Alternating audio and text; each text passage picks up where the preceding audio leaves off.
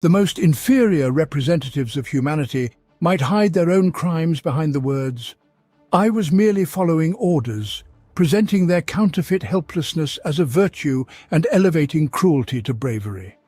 Our hero today never denied his own weakness nor attempted to justify himself with noble phrases. He did not love war, yet he fought. He detested torture, yet he inflicted it. He did not venerate the gods, yet he served their sacred purposes. He knew that after his death others would try to justify his actions as necessary obedience to orders, but he did not require it. It is time to learn the story of Argel Tal, a warrior, who first found the place where gods and mortals meet, the one whose discoveries the Imperium is doomed to remember. He was born in the small village of Sing-Ruk, lost amidst the hot sands of Colchis. His father was a carpenter, and was considered a calm and kind man. And his not-so-tall mother, from whom the boy inherited black hair, was a seamstress. The parents lived in a small hut made of straw and mud by the river, and could not even imagine the fate that awaited their youngest child.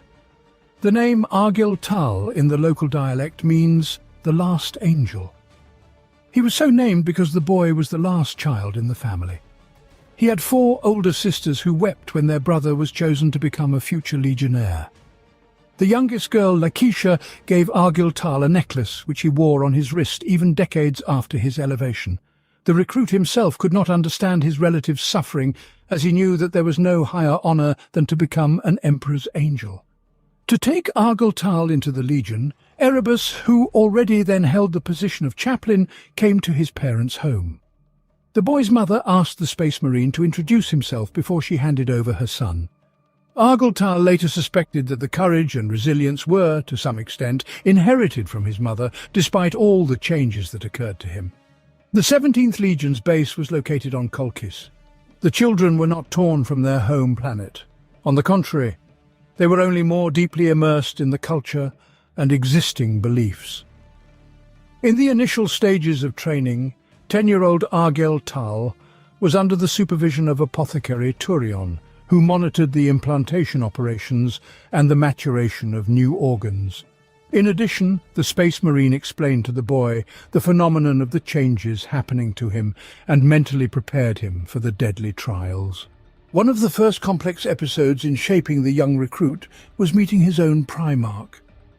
The sight of Lorgar had such a strong impact on Argel Tal that he suffered from nightmares in confusion and pain for the following month. Turion claimed that the severe night visions were natural and would subside over time. Simply, the child's mind was not ready to behold the Golden Primarch, and he needed time to get used to what he had seen. The eyes of a mortal were not meant to contemplate one who, in the apothecary's opinion, was the Son of God. The image of Lorgar was imprinted in the boy's mind, causing pain every time he closed his eyes. However, the suffering melded within his soul with an unbearable desire to serve the Primarch. To become an Astartes, one had to endure many a harsh trial, but the image of the Primarch inspired the boy to earn the mantle of Space Marine at all costs. Turion, who visited the tiny cells of the parentless recruits in the evenings, remained in the memory of Argel Tal as a kind mentor. The apothecary monitored not only the physical, but also the spiritual state of the future Space Marines, instilling beliefs that would later form the foundation of many Legionnaires' personalities. Argel Tal was thankful to Turion for helping him undergo the most crucial transformation and ultimately become his true self. Even 40 years after the apothecary's death, Argel Tal kept among his personal belongings a curved Xenos knife with which he had slit Turion's throat. Some of his battle brothers considered such a habit a sign of an unhealthy mind. However, their reproaches did not impact the collection of other weapons that had slain Space Marines close to Argel Tal. Erebus, the first to see the potential in the future Astartes for a warrior, intended to train his protégé into a chaplain. Many of Argel Tal's battle brothers claimed to see him as possessing a philosophical mind and correct speech. However, the warrior himself flatly refused the role of chaplain. It is known that during his training, a conflict arose between Argel Tal and Erebus, the reasons for which were not even disclosed to Lorgar. It is assumed that Erebus revealed something shocking to his pupil, and he decided never to interact with his mentor again, distancing himself as much as the limits of the Legion allowed. The true reason for such behavior remains unknown. However, recalling Erebus's abilities, it can be speculated that the chaplain, who never ceased communicating with the ruinous powers, introduced his philosophy to his pupil sooner than he should have. They both believed that on the night of the fateful argument, the first ever murder of an Astartes by a battle brother could have occurred.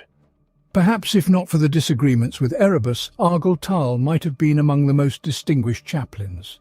His conviction and devotion to Lorgar always resulted in fiery speeches, often exceeding in persuasiveness even those of active chaplains. But the warrior's talents were not limited to eloquence. Shortly after his elevation, Argel Tal took the position of chaplain of the 7th Company of the Serrated Sun chapter, thus becoming the youngest warrior in the history of the regions to hold a leadership position. However, personal achievements did not make him arrogant.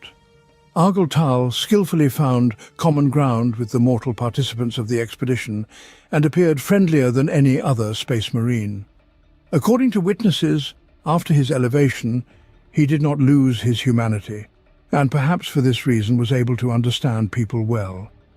The warrior's openness subsequently allowed him to forge friendships with the Astartes of brotherly legions and even with the Custodes. Argel Tal's closest friend and brother-in-arms was Khan, the captain of the 8th Assault Company of the World Eaters, who, despite significant differences in their characters, also held the Word-Bearer in high regard. Throughout more than 60 years of the Great Crusade, the Serrated Sun chapter engaged in the liberation of the galaxy from Xenos and, along with their brothers, spread the doctrine of Lorgar about the divinity of the Emperor. In that period, Argel Tal fought with 2 blades made of red iron, demonstrating high skills as a swordsman capable of controlling both blades simultaneously. His armor was grey and lenses blue, just like the eyes of the warrior himself. Any native of Colchis or worlds brought to compliance by the 17 Legion grew up confident that the master of mankind is a god, his sons, demigods, and the space marines, angels. This was the truth and the creed of life for any word-bearer, Astartes. Therefore, the news about the destruction of the city Monarchia on the planet Kur came as a surprise blow to the Legion. The Imperial forces did not directly inform Lorgar of the incident. Instead, they allowed the inhabitants of Kur to send a plea for salvation to the Word-Bearer's fleet. It took the 17 Legion's ships 2 months of swift flight to reach the devastated planet. All this time, the Ultramarines awaited the arrival of their brethren in orbit. Argel Tal suspected that no explanations could ease the Primarch's grief. However, he was most interested in getting answers. The treacherous destruction of a peaceful planet by a brotherly legion could not have happened without reason, and Argel Tal wanted to find out why. Therefore, he was the first captain to respond to Roboute Guilliman's order to land on the surface. The title allowed him to be among the high ranks of the Legion, located not far from Lorgar himself. The warrior could see with his own eyes the unfolding scene of censure. Primarch Guilliman, together with Malcador, attempted to explain to Lorgar that his teachings and all the cultural peculiarities spread on the conquered planets contradicted the imperial truth. For the Primarch of the Word-Bearers, as well as for all his space marines, such a statement was unthinkable. The 17 Legions spent colossal forces and resources on spreading the faith in the Emperor. Sometimes entire planets were destroyed for refusing to accept the proper faith. Now, however, the Sigillite was claiming that all this was not only in vain, but criminal.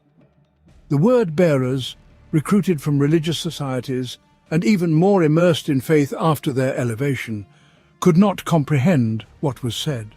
All the goals for which they fought suddenly turned out to be false. Lorgar was unwilling to believe the words of a mortal and entered into conflict, after which the Emperor himself teleported to the surface. With a mental command, the Master of Mankind brought all 100,000 word-bearers to their knees. At this moment, Argel Tal was trying to convince himself that this posture was not at all humiliating. for it was assumed during sacred rites and in showing respect. However, his muscles moved against his will and his heart refused to obey. Like all his battle brothers, Argel Tal felt that, kneeling before the Emperor, he did not bow to him as a lord, but complied as if a slave. But the word-bearers, Space Marines, were full of humility.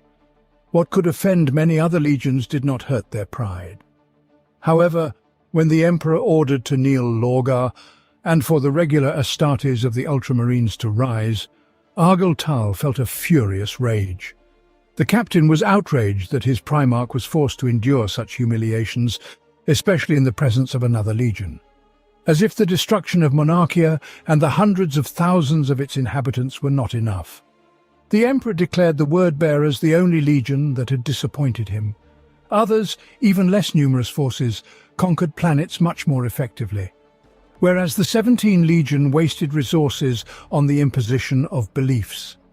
After expressing all the words of reprimand, the Emperor enveloped Lorgar with an unseen energy, from which the Primarch fell to his knees a second time, and blood appeared from his ears. Then the Master of Mankind left Kur, leaving the Word-Bearers alone with those who had destroyed their perfect city. Argel Tal was the first of all to get to his feet and attempted to lead Lorgar away from the gaze of the Ultramarines.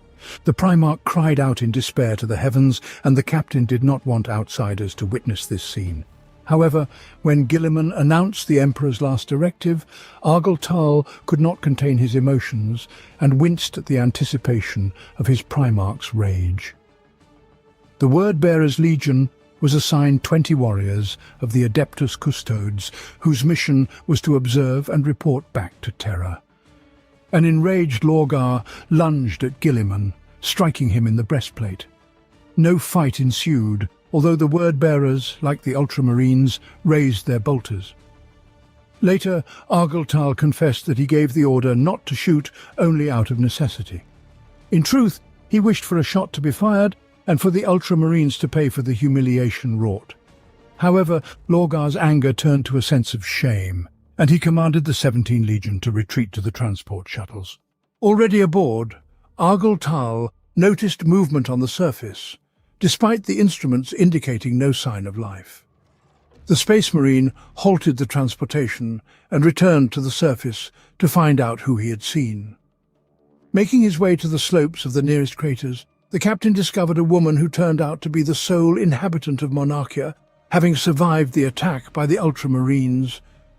Exhausted, blinded, barely dragging her feet, she nevertheless continued towards some purpose known only to her. A fateful coincidence or destiny led the woman to the place where she was noticed by Argel Tal. Eventually, the woman discovered by the captain would become known as Blessed Lady Cyrene Valantion.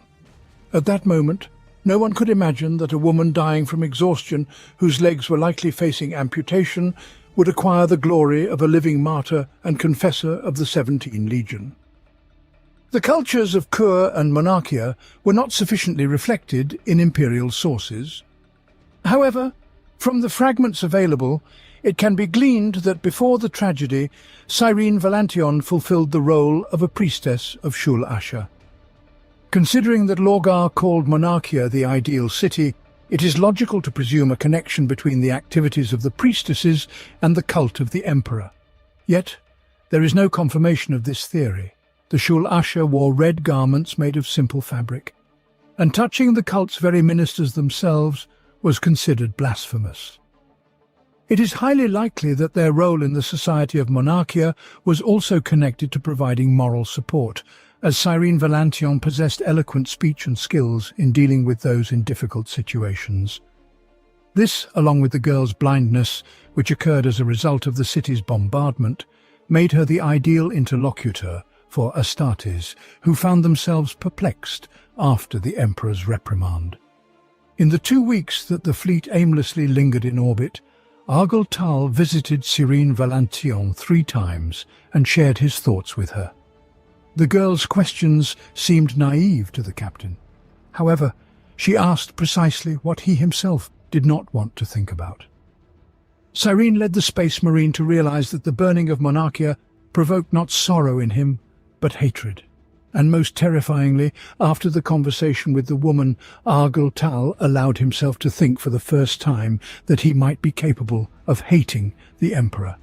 Cyrene's words irritated him, but, left alone with himself, the captain could not deny the obvious. Everything he had fought for turned out to be a lie, and he had no new cause ahead. In rescuing Cyrene Valantion from the devastated planet, the captain saw in her the living embodiment of what could happen if the Legion were to face failure. However, the woman did not give up. Instead, she became stronger and learned to live anew, flatly refusing the implantation of augmetic eyes. She did not become a symbol of failure. On the contrary, she gained the fame of someone who was able to survive the terrible, and thus was marked by divine blessing. Perhaps the 17 Legion and Cyrene Valantion were destined to change and learn to live in a new reality. It was precisely what would constitute the renewed word-bearers that Lorgar spoke of soon after breaking his days-long isolation. Fighting for the Imperium in the Great Crusade, Argel Tal had never doubted the righteousness of his cause. Defending humanity and annihilating all who refused to accept the imperial truth seemed to the captain to be inseparable. He did not entertain the thought that some civilizations had the right to live if they were not inherently hostile. Their very existence posed a threat. The righteousness of the Imperium, in Argel Tal's opinion, lay in its might. The culture of the state born on terror succeeded where others had failed, and this in itself was proof that the Imperium was on the right path. Countless xenospecies were to be destroyed in principle, and other human civilizations doomed themselves by refusing to join. This was just for, as the imperial truth and Lorgar himself declared, cultures long severed from terror either fall into decline, unable to sustain their own advancement, or in their arrogance create technologies that also lead to their downfall. Thus, the mission of the imperial forces was to subjugate the lost fragments of humanity or to destroy them before they could become a heretical threat. Argel Tal was always firm in his beliefs, but the tragedy at Monarchia shook his confidence. Like other word-bearers, the captain needed an idea for which he could give his life. Everything changed after the battle on a planet inhabited by a human civilization that did not wish to become part of the Imperium. The people of this world lived in cities made up of tall crystal towers, and their protectors were intelligent robots made of diamonds and obsidian.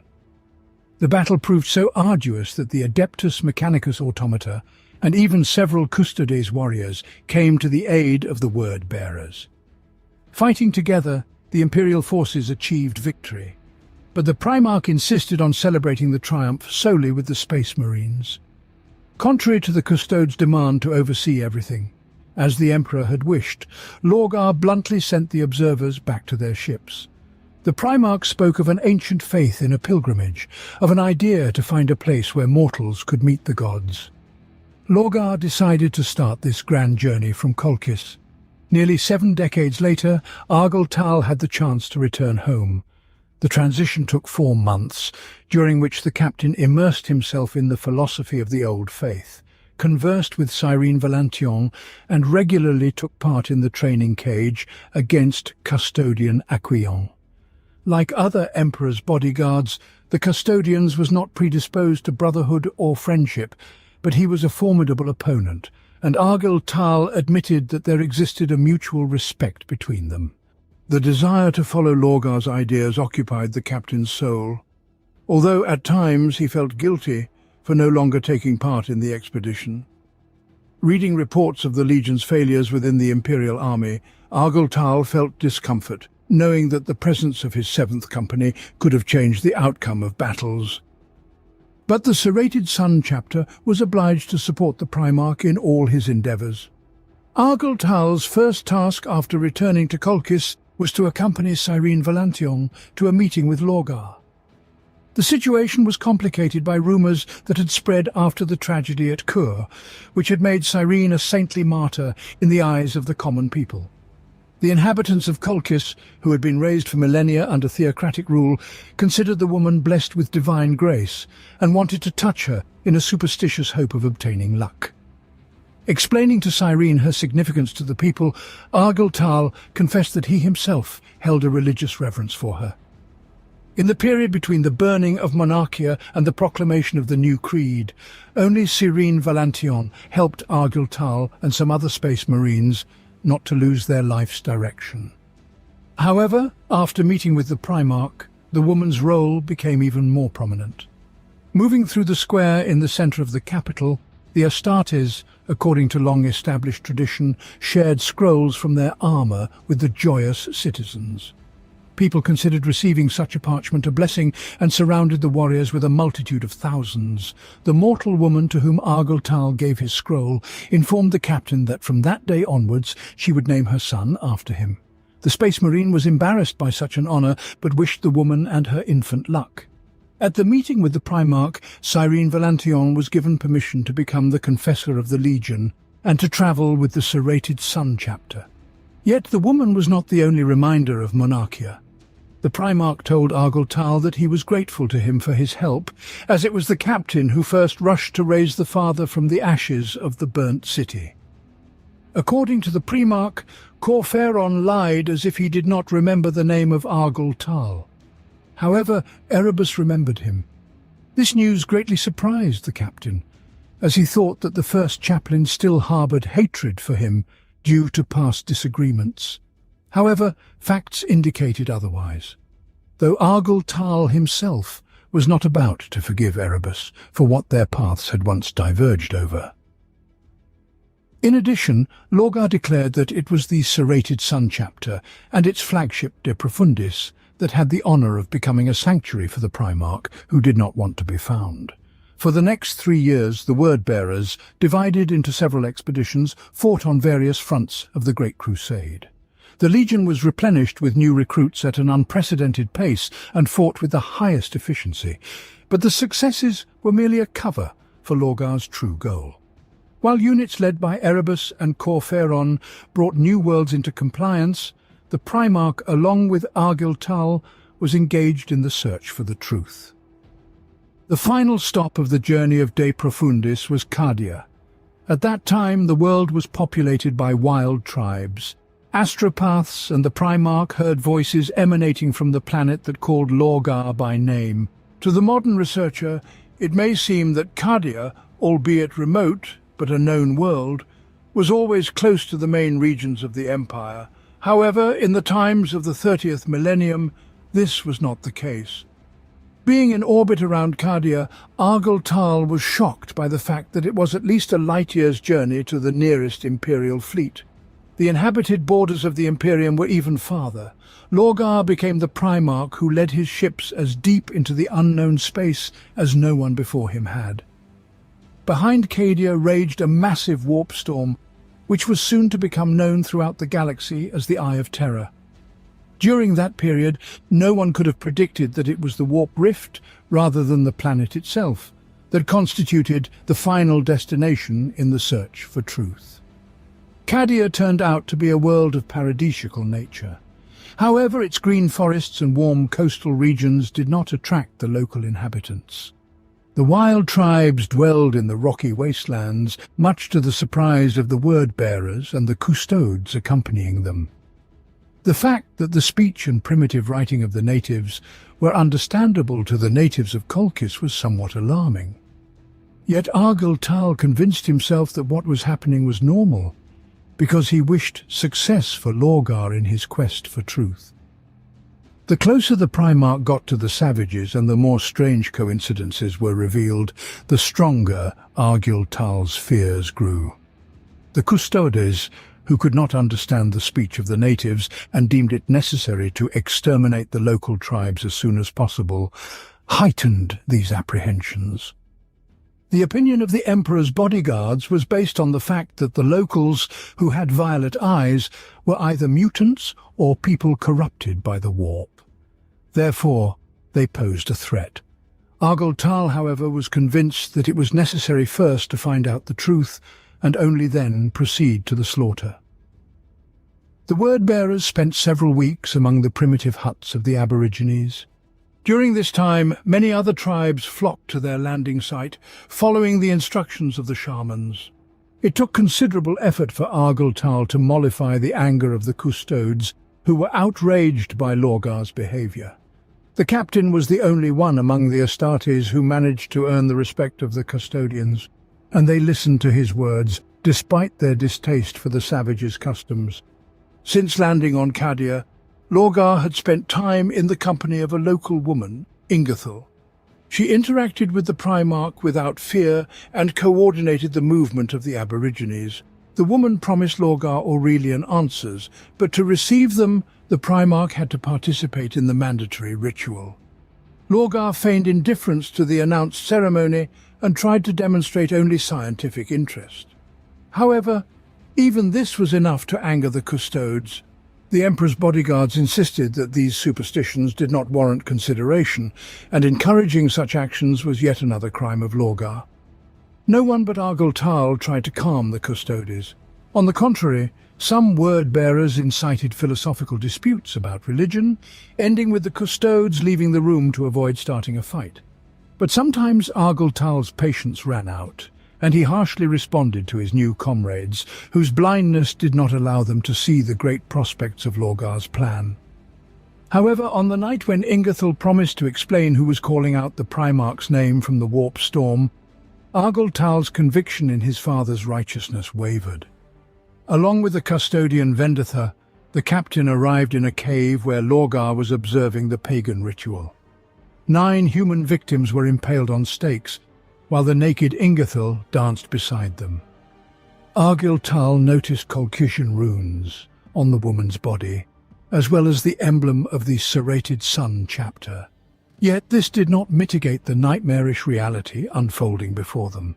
Like the custodian, the captain believed it was necessary to halt the ritual and could not comprehend why the Primarch remained inactive. To Argel Tal's and the other present Space Marines' surprise, Lorgar did not intend to interrupt Ingethil, as he was fervently seeking answers. Even the bloody sacrifices did not disturb the Primarch. He saw them as a reflection of what the Covenant on Colchis had done several decades ago. Vendatha, unlike the word-bearers unbound by respect for the Primarch, attempted to arrest Lorgar and bring him before the Emperor's judgment. However, nothing could deter the Primarch from obtaining the answers he sought.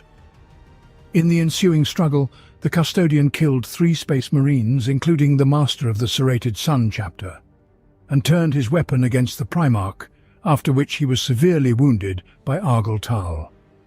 One of the battle brothers commended the captain for his dexterity. The captain could not help but defend the Primarch, yet the killing of the custodian seemed to him a monstrous crime. Nevertheless, the nightmare did not end there. Ingethil convinced Lorgar to impale the dying Vendatha, making him the 10th offering for the ritual. Horrified by his brother's actions, Argel Tal declared that no answers were worth such sacrifices. Like other natives of Colchis, the captain was not devoid of religious upbringing, especially conviction in Lorgar's righteousness. Yet he saw a line between faith and madness. Until that day, Argel Tal had justified all of Lorgar's unjust or strange orders as being influenced by Corferan or Erebus, but now the objective circumstances showed that the Primarch could be mistaken independently. That's why Argel Tal desperately tried to shield the dying Vendatha with his own body, preventing his torturous death. Lorgar ordered his son to step aside or take his place beside the custodian on an 11th stake. The rite concluded with the transformation of the woman Ingethil the Chosen into the demon Ingethil the Ascended. The monstrous creature, the mere sight of which induced nausea, promised Lorgar answers in exchange for the lives of his sons. Ingethil the Ascended made no secret of the harm it would cause the Space Marines. Nonetheless, Lorgar was undeterred. Listening to the conversation between the Primarch and the demon with horror, Argel Tal realized that Lorgar would sacrifice them in his quest for truth. The demon Ingethil the Ascended promised to guide the word-bearers to a place where gods and mortals meet. The first Space Marines upon whom the Primarch decided to impose this burden were the Serrated Sun chapter. The ship's crew was warned not to look at the mysterious guide. Yet even the mere presence of the demon aboard was enough to drive the crew to madness. Their suffering, however, was short-lived. Soon after the ship entered the Eye of Terror, the mortals on board perished. The demon revealed to Argel Tal and the entire Order the history of the Eye of Terror's emergence, and uncovered the reasons why the warp, called by him chaos, invaded real space. The Astartes of the Serrated Sun. Chapter witnessed the fall of the Elder, but the Xenos mistakes seemed to Argel Tal to be flaws of their race, not something humanity could commit. Ingerthal the Ascended, however, claimed that humans would repeat the Elder's fate and also destroy their own civilization. The demon cited the Emperor, who in his quest for power formed an alliance with the Chaos gods and created the Primarchs with their aid. To substantiate his claims, Ingerthal the Ascended sent Argel Tal and his brothers to the Emperor's laboratories, where the Astartes were able to see the infant Primarchs in their incubation capsules. There, the demon spoke of the imperfections in the work on the gene seed and reminded them of the legions suffering from defects. Everyone was aware of issues like those of the Thousand Suns or the Imperial Fists, whose peculiarity lay in the malfunctioning of the Betcher's gland. But Ingerthal the Ascended contended that errors had affected the gene seed of every legion. According to the demon, whom Argel Tal was ordered not to believe, flaws in the word-bearer's gene code stimulated certain chemical processes in the brain. Because of this, part of Lorgar's sons unwaveringly trusted every word of their father. Naturally, warriors of all legions loyally served their own Primarchs, but none of them defended the righteousness of their fathers with such conviction and fervor. Argel Tal refused to agree with the demon, though he recalled episodes that could prove such a flaw. During joint missions with the Lunar Wolves, Thousand Suns, Ultramarines and the Word-Bearers, the Raven Guard casually noticed in the eyes of brothers from other legions a disdain caused by discontent with too severe a purge of pagans. The wrath of Lorgar's sons turned out to be overly fanatical and targeted even by Astartes standards. Argel Tal, like other Space Marines, was confident that the Primarchs were scattered across the galaxy due to tragic chance. But what Ingerthal uncovered pointed to years of Imperial propaganda lies. The dogmas denied the existence of gods and demanded punishment for any superstition. However, the capsules with the Emperor's sons were inscribed with prayers and spells, and the laboratory itself was protected by the most powerful Geller field. According to the demon, this was connected to the true fathers of the Primarchs, the Dark Gods.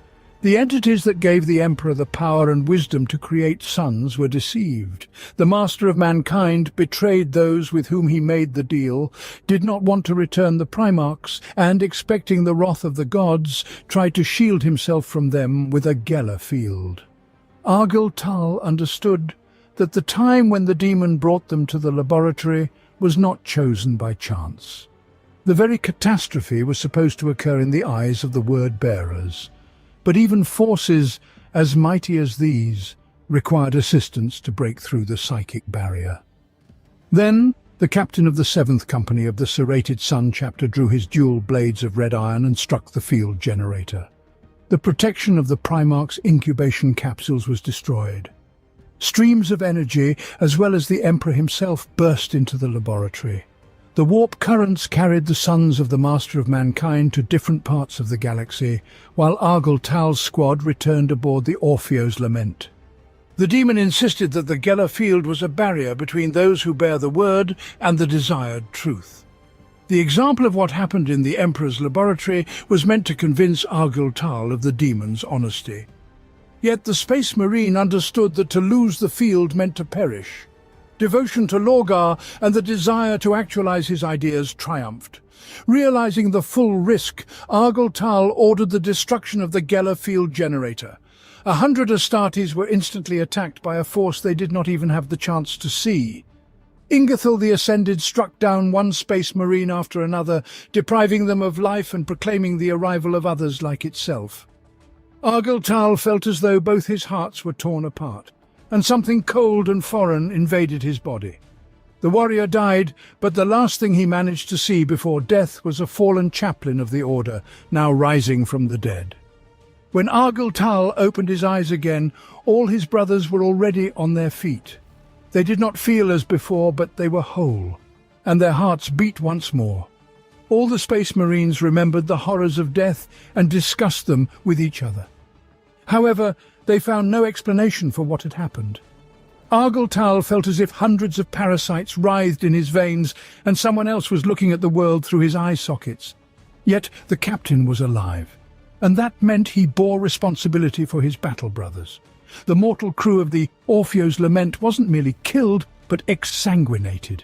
3 space marines never awoke from death. Ingathel the Ascended insisted that the nightmare beyond the porthole was the truth. Argel Tal was sure that Lorgar did not understand what fate he was consigning his sons to by agreeing with the demon.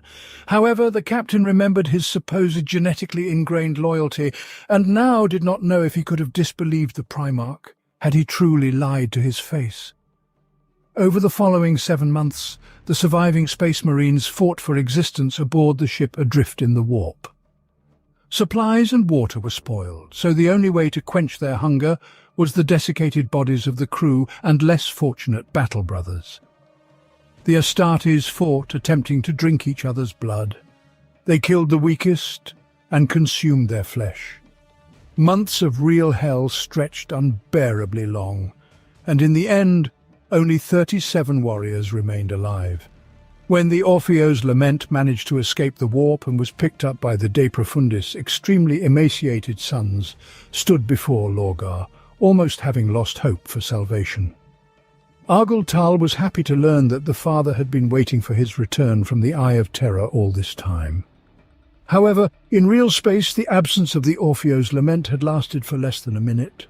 To obtain a long-awaited answer, Lorgar questioned Argel Tal, and what was heard, as the Primarch had anticipated, changed the galaxy forever. The man who had been a captain throughout his life harboured doubts about the necessity of unveiling the truth.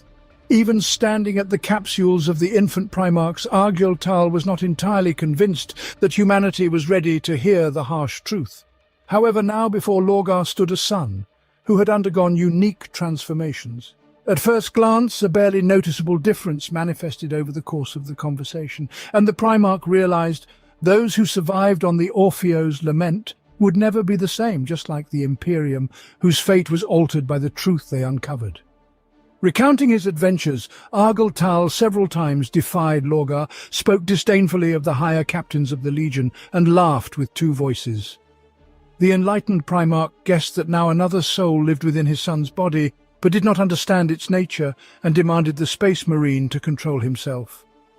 In this conversation, as in the near future, Argel Tal had to confront the entity residing within him and try to wrest control of his body from the Neverborn.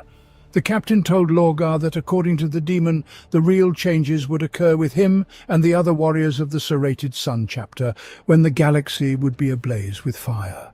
But the Space Marine was so shaken by the journey into the Eye of Terror that he lost all his own memories and did not know if this time had already begun.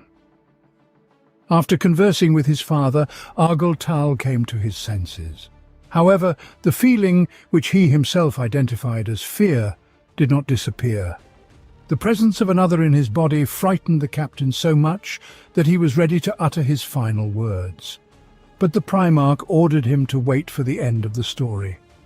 Until the moment of full transformation or evolution, Argel Tal, along with the other survivors from the Serrated Sun chapter, had to hide their peculiarities from all outsiders, including the Custodes. Immediately after speaking with Lorgar, the captain went to the confessor, who expected to hear a story of repentance for the dozens of brothers killed aboard the Orpheus Lament. Knowing what had happened, Cyrene Valantion believed that it was precisely the guilt over the slaughter of other Space Marines that brought Argel Tal so quickly. However, the warrior wished to repent, not for that. Now, as the word-bearers had learned of the existence of the Dark Gods, and that they had fought for false ideals for over 100 years, the captain's perception of righteousness changed. He remembered the planets where populations were exterminated for embracing the same truths he now shared, and he felt guilty. The thought of the years wasted in vain where he, risking himself, fervently fought for a falsehood, oppressed the warrior. As before, Argel Tal intended to keep fighting for the future of humanity, but now he did not want to risk himself for an Imperium founded on deception. Soon after returning from the Eye of Terror, the Serrated Sun chapter went through a ceremony in which Argel Tal was appointed the new master. Those warriors who had overcome months of trials aboard the Orpheo's Lament received the title Gal Vorbak, the Blessed Sons. The elite unit donned red armor, starkly standing out against the backdrop of the Grey Legion. But one of the visor lenses was also adorned with the serrated sun. Argel Tal continued joint training with custodian Aquilon, who, although suspecting strange changes in the Space Marine, nevertheless believed his lie about the death of Vendatha. Their duels still ended in Argel Tal's defeat, but with time a barely noticeable difference began to emerge in his actions, becoming more distinct. Aquilon believed the vague explanations for the death of the brother because he considered the new master of the serrated sun. Chapter The Only Word-Bearer Worthy of Trust. Argel Tal felt changes he couldn't explain even to himself. Sometimes he had the urge to curse the interlocutor in an unknown language. In the presence of Cyrene Valantion, he thought about how wonderful it would be to consume the woman. But these minor details didn't form a coherent picture for almost 50 years. Only in the last battle together with the custodians, preceding the Battle of Isstvan V, did the Gal Vorbak feel the full extent of their changes. Every warrior in the unit felt weakness and almost lost consciousness during the battle. Then came a period of alien Astartes' debilitating weakness. Argel Tal felt nausea in the presence of an outsider, and even something resembling fear. His body fluctuated between hot and cold, and the armor acquired sensitivity as if it were native skin. To test this, the Space Marine cut himself and saw how the hole in the armor closed up with a scar as if it were a wound. The leader of the Gal Vorbak was sure that he was dying. But he could not show his condition to the custodians. Therefore he sought refuge in the chambers of the Confessor, where he spent 3 nights in a form that reminded him of what he was destined to become. The warrior's helmet no longer came off. The face shield acquired the ability to mimic and feel. Claws appeared on the gauntlets. But after 3 days, the alien part of the armor disappeared. Argel Tal was himself again, except he could no longer remove his armor and helmet. Along with the other warriors of the Gal Vorbak, he returned to his duties, claiming that the warriors of the unit had been occupied with meditation. Over 50 years, Argel Tal became even closer to Aquilon, trusting and telling him perhaps more than even to the Confessor. He understood that one day he would be forced to kill the comrade, but continued to spend time with him, and even convinced the custodian to talk to Cyrene Valantion, to grasp her significance to the Legion. The woman, who for decades had been listening to the secrets of the word-bearers, knew about the Primarch's plans, the new idea, and the imminent changes to the Imperium. But she did not know that her friend, Argel Tal, who valued the Confessor perhaps above all others, conducted torture of other mortals with indifferent calm.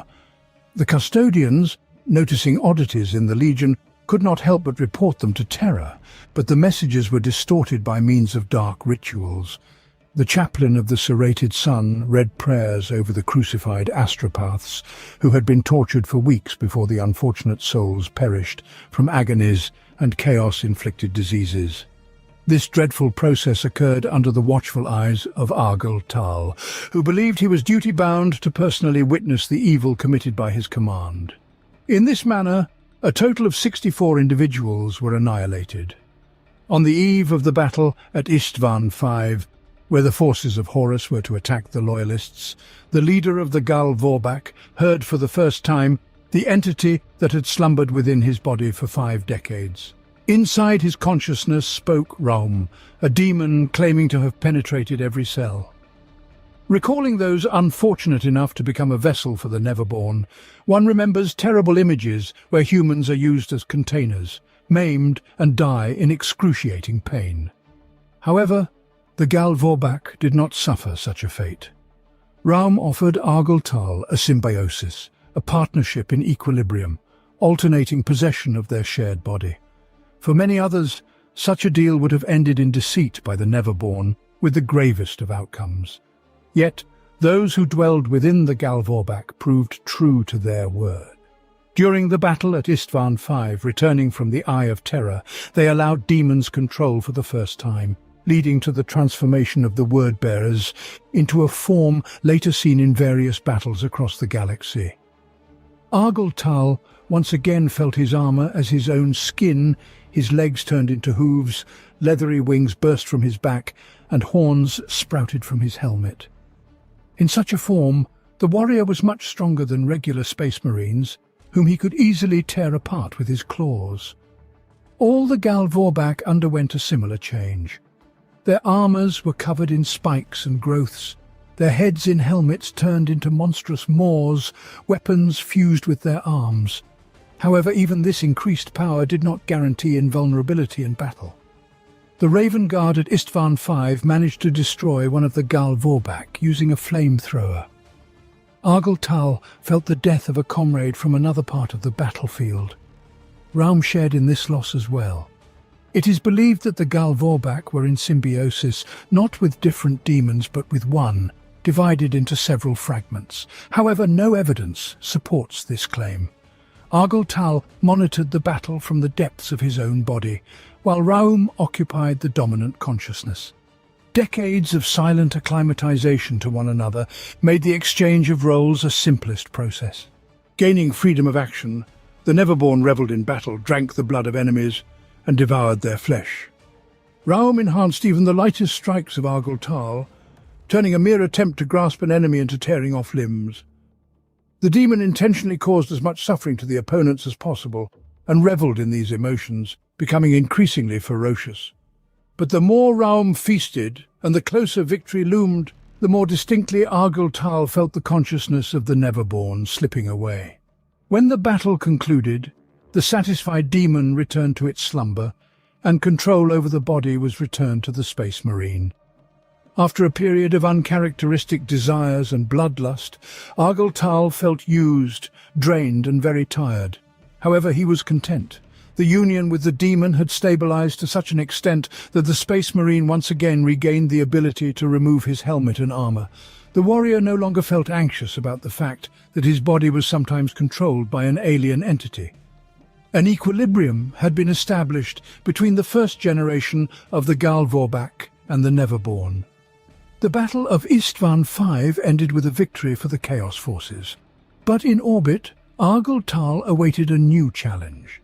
Custodian Aquilon discovered a sanctuary where astropaths were being tortured and surmised the scale of the betrayal. Since the Legion was on the surface, the custodians went with questions for the Confessor, who they believed was informed about everything. Aquilon destroyed the tech priest protecting the Confessor and his automaton, then fatally wounded the woman herself.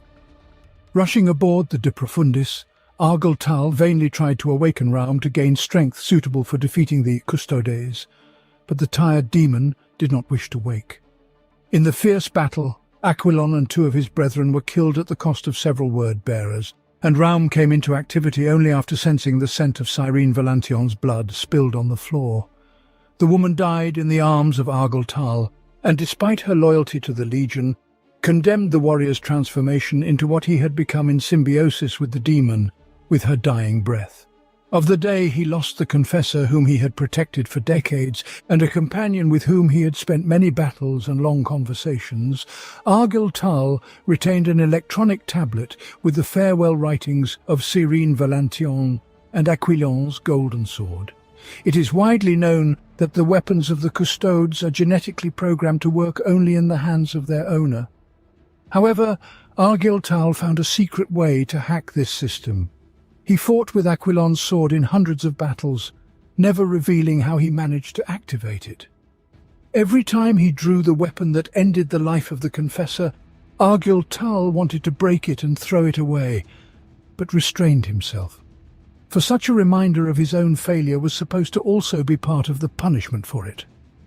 However, Aquilon's blade was not the first such weapon in Argel Tal's collection. It is commonly believed that the leader of the Gal Vorbak received the unofficial title Crimson Lord in the early years of the heresy. However, according to the testimony of chroniclers of the 17 Legion, such a name appeared immediately after the transformation of the serrated Sun chapter and the change of armor to red.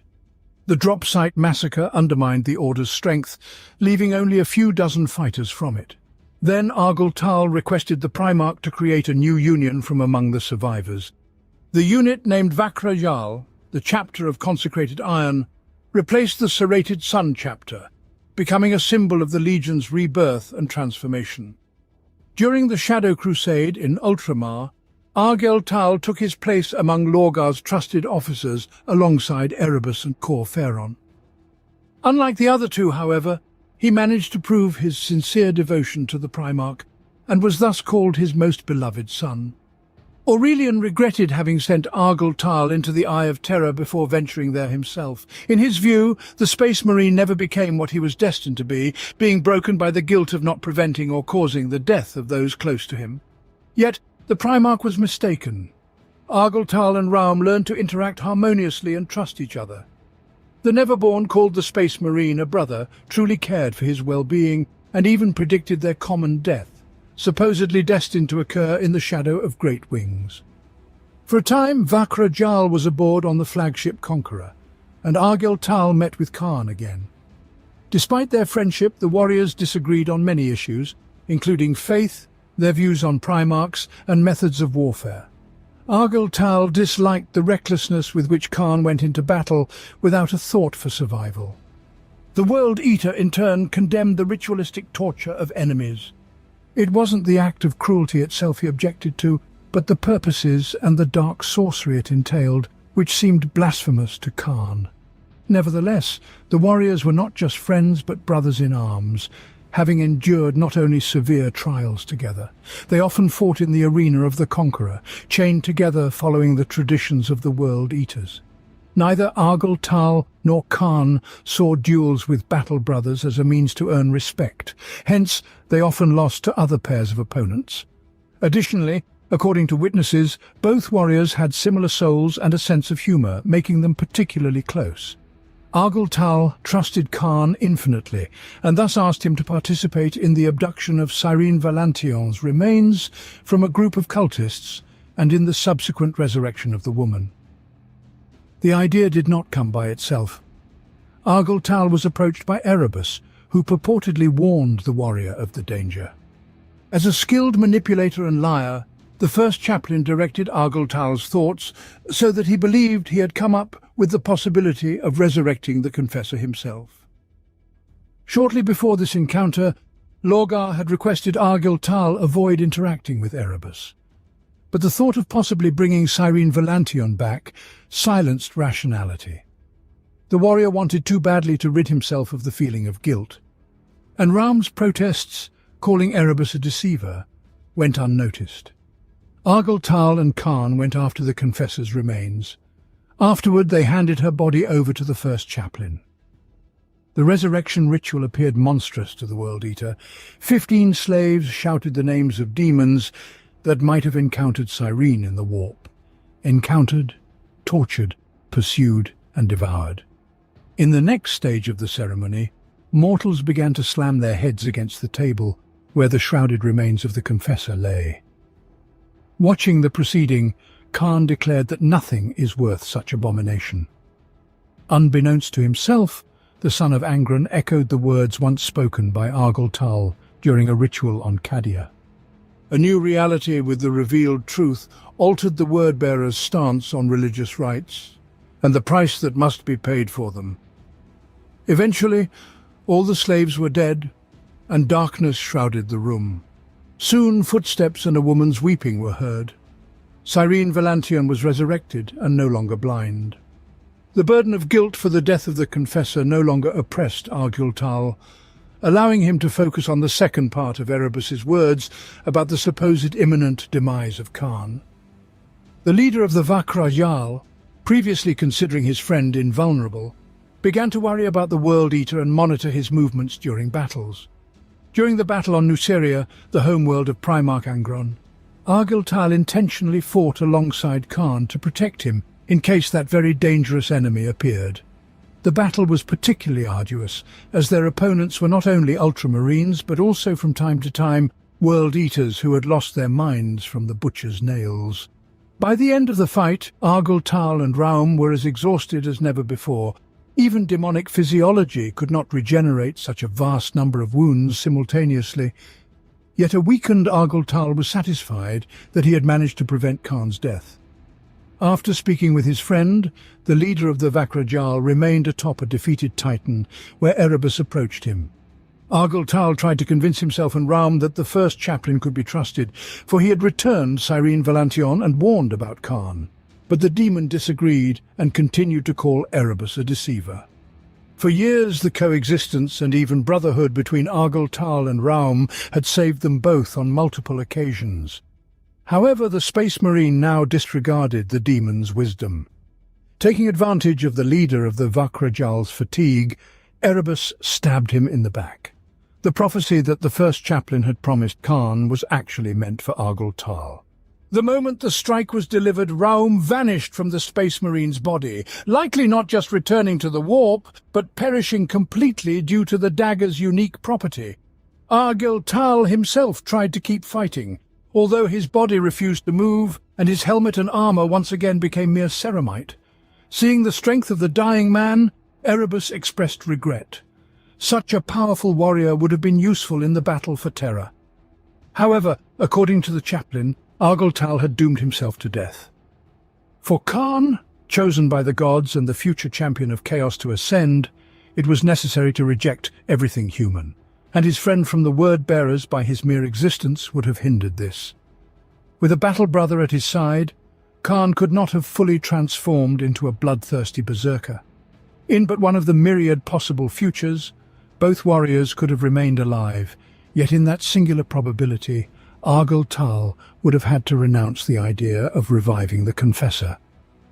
Up until the moment of his death, the leader of the Vakrajal continued to stare, disbelieving in his own mortality, for Raum had proclaimed that they would perish in the shadow of colossal wings.